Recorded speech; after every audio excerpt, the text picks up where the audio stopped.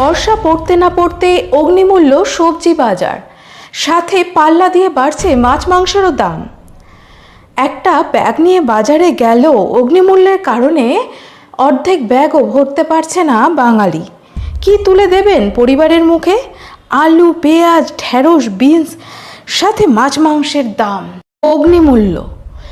বেশ কিছুদিন থেকে বাজারে কাঁচা সবজির দাম বাড়ছে, তাতে মধ্যবিত্ত নিম্ন মধ্যবিত্তের তো মাথায় হাত। কি রান্না হবে আজ? এত অগ্নিমূল্যের পেছনের কারণ কি? বিক্রেতারা বলছেন এবছর সবজির ফলন কম, সেই জন্য যোগানে ঘাটতি পড়ছে, সবজির দামও চড়চড় করে বাড়ছে।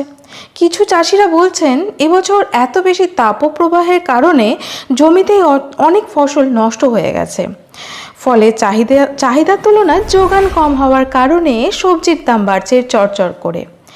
বেগুন, টমেটো, কাঁচা লঙ্কা, শসা কি খাবে বাঙালি?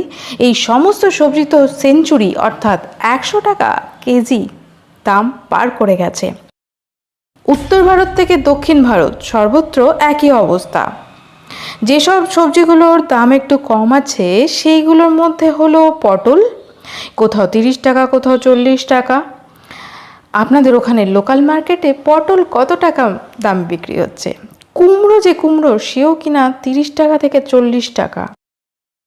মানুষ যে আলু খাবে তার দামও চড়চড় করে বাড়ছে, কোথাও 30 তো কোথাও 35। কিনে এনে আলু দুদিন ঘরে রাখলেই পচে যাচ্ছে। পেঁপের দাম 60 টাকা, পাতিলেবু, ছোট্ট একটা পাতিলেবুর দাম 5 টাকা। এই দামগুলো সব জায়গায় আবার এক না, এক এক জায়গায় এর দাম এর থেকেও বেশি। কি খাওয়া যায় বলুন তো? পঞ্চপদ সাজিয়ে বাঙালির রসনায় এখন টান পড়েছে।